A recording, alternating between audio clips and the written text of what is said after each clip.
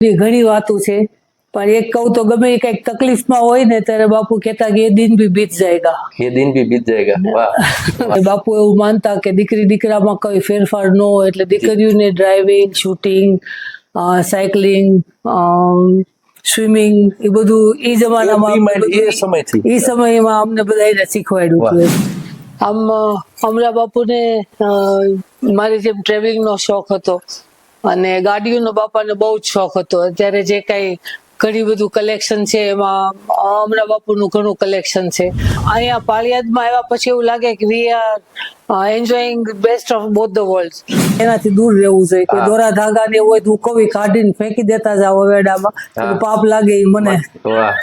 એવું કહેવાય છે ને માને છે બધા કે 7મી પેઢીએ પાછું ભાણેજને ગાદી આવશે, એવું બાપુએ ત્યારે એ સમયે કીધેલું. સાર્થક થયું એવું આગામી વર્ષોમાં કે બને તો આવતી વસંત પંચમી એવું ઈચ્છા છે કે વિસામણ બાપુની ને લક્ષ્મણજી બાપુની મૂર્તિ પ્રતિષ્ઠા કરવી. બાપુ એવું બરારી બાપુ એમ કહેતા કે અમારા પાળિયાદ ને રામાયણનો નાતો છે. રામાયણનો નાતો. નોનવેજ કે ડ્રિંક્સ લેવાતા હોય ત્યાં બાપુ પધરામણી નહોતા કરતા. એટલે એ તો બહુ સ્ટ્રોંગલી બાપુ નિયમ લેવડાવતા બધાને સેવકો કે શ્રદ્ધા અને અંધશ્રદ્ધા વચ્ચે બહુ પાતળી રેખા છે, એટલે એમાં ફરક કરતા શીખવું જોઈએ. નમસ્કાર, જય હિન્દ, જય માતાજી. હું છું આપનો મિત્ર ખુશબા ગઢવી અને આપ સૌનું સ્વાગત છે અમારી ચેનલ સંઘર્ષ પોડકાસ્ટમાં. આજનું પોડકાસ્ટ ખૂબ જ આધ્યાત્મિક રહેવાનું છે. માના ખોળામાં જે હૂફ મળે એ હૂફ તમને સંતના સાનિધ્યમાં મળે, એ હૂફ તમને પાળિયાદ ધામમાં મળે. એ વેળાનાથની એવી એ ઉજળી એ ધરોહર, એ આપણી દેહાળ પરંપરાને લઈ આજનું પોડકાસ્ટ ખૂબ જ ઐતિહાસિક છે, ખૂબ જ સાંસ્કૃતિક આપણી જે ધરોહર છે એને જીવંત રાખતું એક પોડકાસ્ટ છે. ત્યારે આપણી સાથે ઉપસ્થિત છે પરમ પૂજ્ય શ્રી 1008 મહામંડલેશ્વર અને પાળિયાદ મહંત શ્રી નિર્મળાબા. નિર્મળાબા, આપના ચરણોમાં ખૂબ ખૂબ વંદન. જય વીરાનાથ, રામ રામ. આજે બા આપણે ઘણી વાતો કરવી છે, પણ શરૂઆત પોડકાસ્ટની છે ને દેહાળ પરંપરાથી કરી.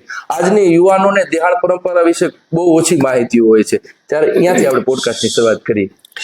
આમ પાળિયાદ વિશે તો આપ જાણો છો ભાઈ, પણ આપના માધ્યમથી જે નવા કોઈ જોડાતા હોય એમના માટે કહું તો વિરલધામ પાળિયાદ વિસામણ બાપુએ સ્થાપના કરેલી લગભગ આજથી 200-250 વર્ષ પહેલા. એક્ઝેક્ટલી કે તો 258 યર્સ જેવું થયું લગભગ. અને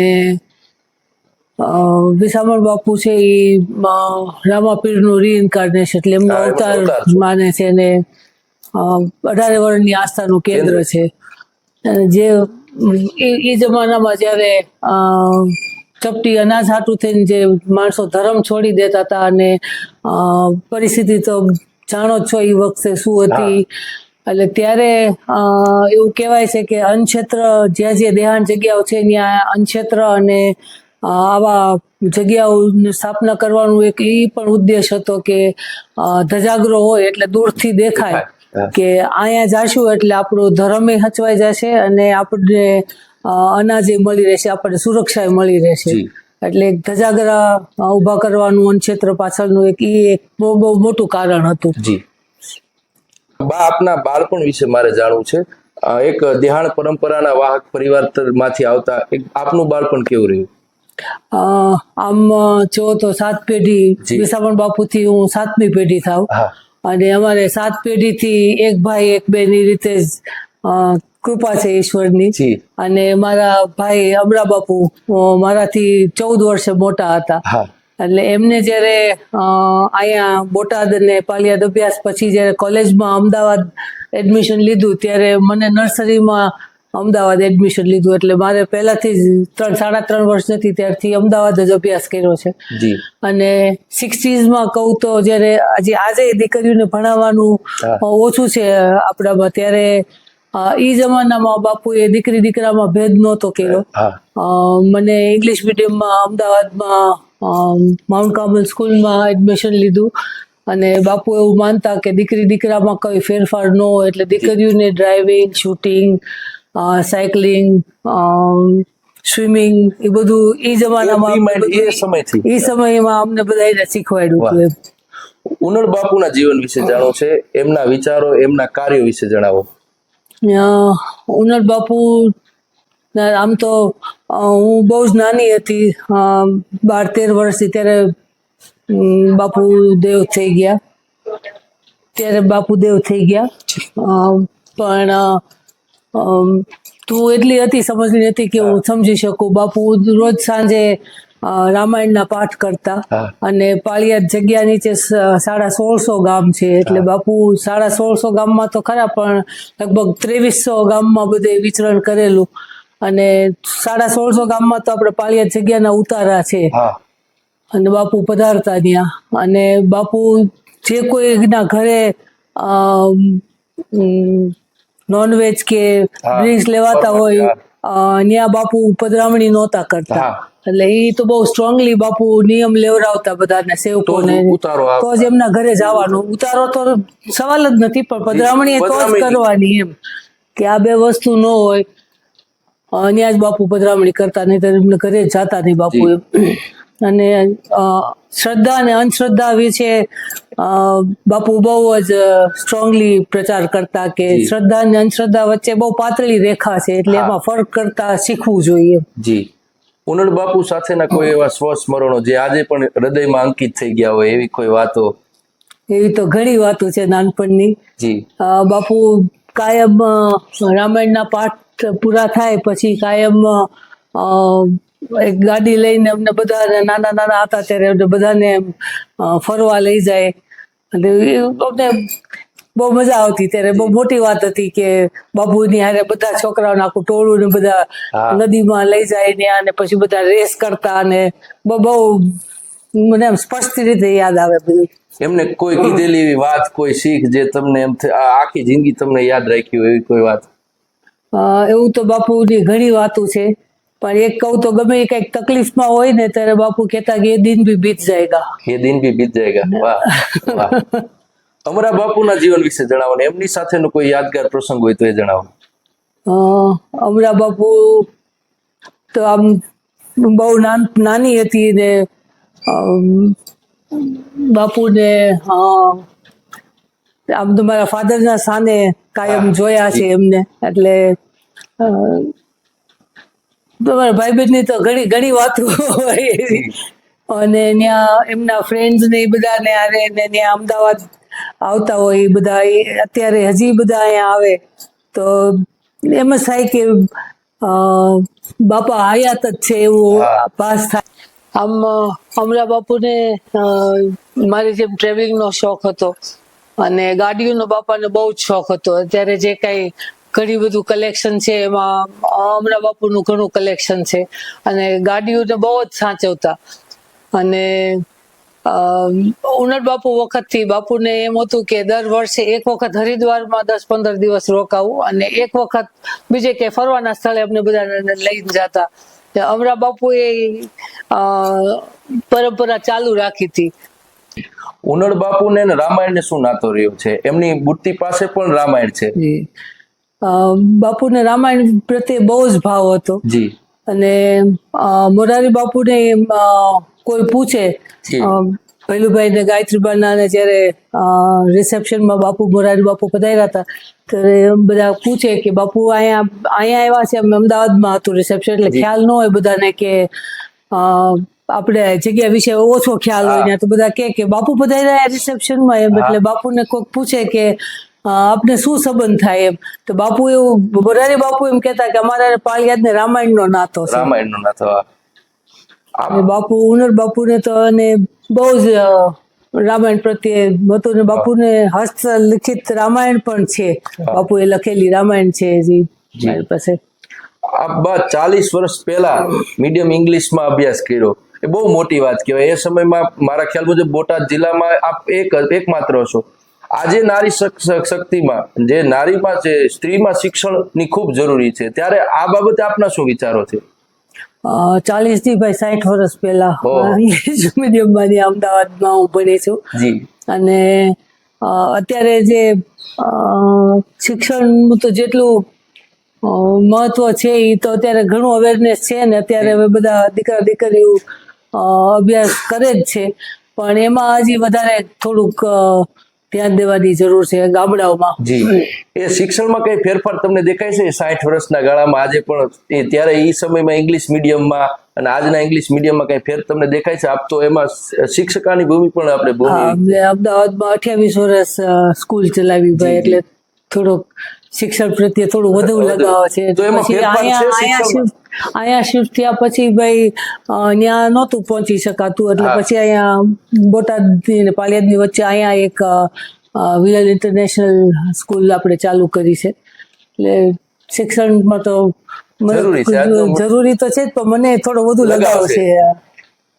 નારી સશક્તિકરણ વિશે જો આમ તો ભારત દેશમાં નારીનું પૂજન કાયમ થાય છે, એટલે નારી સશક્તિકરણ, નારી શિક્ષણને લઈ અને નારી કેમ ખૂબ જ એક પુરુષની સાથે કંધોથી કંધો મિલાવી શકે, એ બાબતે તમારો શું વિચારો છે? આ બધા સૂત્રો છે ને ભાઈ, મને લાગે કે વેસ્ટર્ન કન્ટ્રીઝને વધુ લાગુ પડે. આપણામાં તો પેરાસીઝ દેવીનું માન છે જ, દીકરીઓને ને સ્ત્રીને એટલું માન મળ્યું છે કે આપણે જે કે પુરુષ સમોવડી આપણા દેશમાં લાગુ નથી પડતું. આપણા માટે તો સ્ત્રી પૂજનીય જ રહે છે કાયમથી. હા, લક્ષ્મણ બાપુએ કરેલ એક આગમવાણી, એ વિશે પણ આપ ચર્ચા કરો, બાળ ઠાકરની એ વાત આપ એ પ્રસંગ જણાવો. લક્ષ્મણજી બાપુ એટલે વિસામણ બાપુના દીકરીના દીકરા, જી, એટલે ભાણેજે ગાદી છે. એવું કહેવાય છે ને માને છે બધા કે 7મી પેઢીએ પાછું ભાણેજને ગાદી આવશે, એવું બાપુએ ત્યારે એ સમયે કીધેલું. એ આજે સાર્થક થયું. જય વાહ. આપ જયારે ગાદી પર બિરાજમાન થયા એ સમયનો એ પ્રસંગ અને ગાદી પર બેઠા ત્યારે આ દિહાણ પરંપરાને લઈને આપના શું વિચારો હતા? આમ તો મારો જન્મ જ અહીંયા છે, એટલે ભલે અમદાવાદ ભણતા પણ અહીંયા થી કાયમ જોડાણેલા છે, એટલે કોઈ એવું અઘરું નહોતું મારા માટે એમ.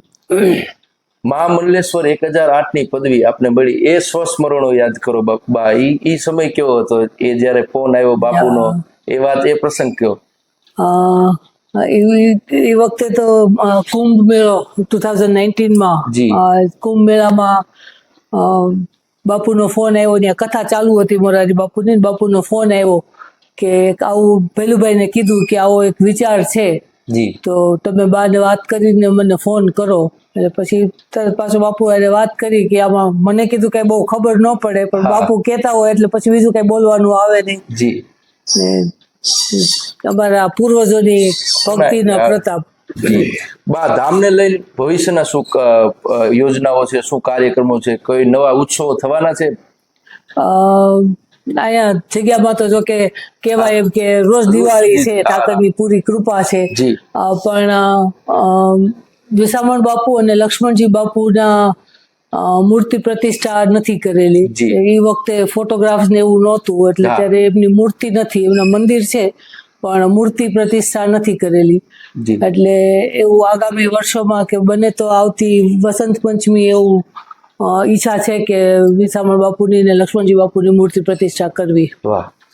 અને લક્ષ્મણજી બાપુનું દેવળ બનાવેલું પણ અધૂરું હતું, અને કદાચ લક્ષ્મણજી બાપુની એવી ઈચ્છા હશે, એવું એક માન્યતા કે આપણને વિચાર આવે કે એવું એમને મનમાં હશે કે રામ મંદિર બને પછી મારું મંદિર બને.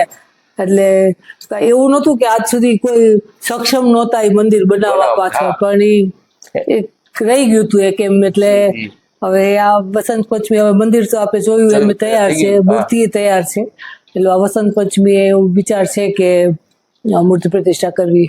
બાપે આગળ પણ વાત કરી શ્રદ્ધા અંધશ્રદ્ધા વિશે, તો એ વિષય પર તફાવત શું છે આપના મતે? શ્રદ્ધા અને અંધશ્રદ્ધા વચ્ચેનો તફાવત સમજાવો. અઘરું છે થોડુંક, પણ જે આપણે ઠાકરમાં શ્રદ્ધા હોય એટલે કે આપણે વિશ્વાસ મૂકી દઈએ કે જે ઠાકર કરે એ ઠીક, કે રામ ભગવાન ઉપર આપણે એટલી શ્રદ્ધા હોય કે ઠાકર ઉપર બરોબર છે, કે જે ઠાકર કરે એ બરોબર. પછી આપણે અહીંયા જોવરાવા જાય ના દોરા ને ધાગા, એ અંધશ્રદ્ધા છે. વિશ્વાસ હોવું, શ્રદ્ધા હોવી એ યોગ્ય છે.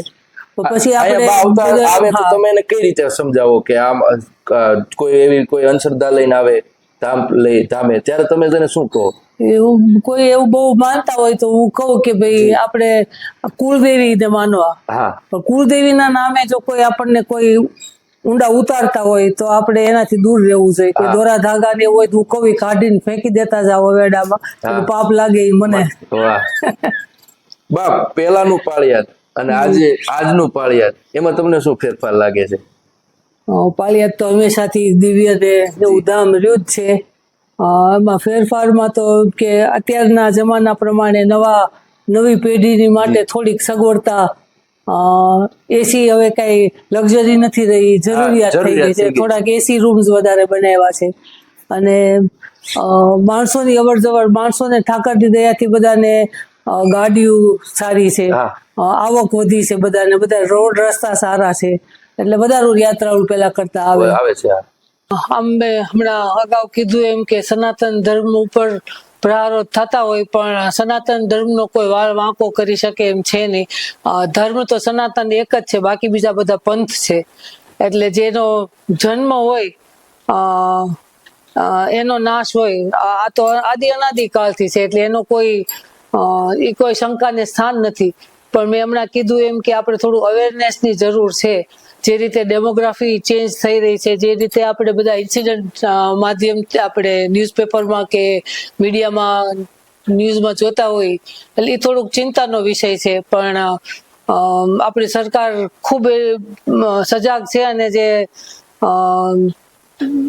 વિદેશીઓ જે આપણા ઘૂસપેઠીઓ જે અવૈધ જે આવી ગયા હોય આપણી કન્ટ્રીમાંથી, એને જે કાઢવા માટેનું જે એક પ્રયાસ ચાલી રહ્યો છે એમાં આપણે સૌએ સહયોગ કરવો જોઈએ, એવું મારું સ્ટ્રોંગલી એવું માનું છું. આ યુવાનો માટે મારે એક એ જ કહેવાની આપના માધ્યમથી કોશિશ કરીશ કે પેરેન્ટ્સે સજાગ રહેવાની વધુ જરૂર છે. આપણા દીકરા દીકરીઓના ઉઠબેસ કોની સાથે છે, કોની સાથે એમને આવવા જવાનું, ભણતા હોય એટલે સ્વાભાવિક છે બધાના ટચમાં આવતા હોય, પણ એ પેરેન્ટ્સને થોડું વધુ સજાગ રહેવાની જરૂર છે અને આપણા ધર્મ વિશે થોડુંક વધુ જ્ઞાન આપવાની જરૂર છે.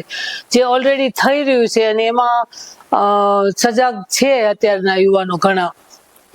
તમે કીધું એમ કે અમદાવાદથી અમે અહીંયા આવ્યા છીએ, તો આમ હું એવું કહી શકું કે અહીંયા પાળિયાદમાં આવ્યા પછી એવું લાગે કે we are enjoying best of both the world, કે ગામડાની સ્વચ્છ હવા અને અહીંયાથી કઈ સિટી કે કઈ દૂર નથી એટલે અહીંયા બધી રીતે સગવડતા છે. અને જે આપણે કીધું એમ કે જે એક આંધળું અનુકરણ કે શહેર તરફની દોડ, એ મને લાગે છે કે ઘણી ઓછી છે હવે.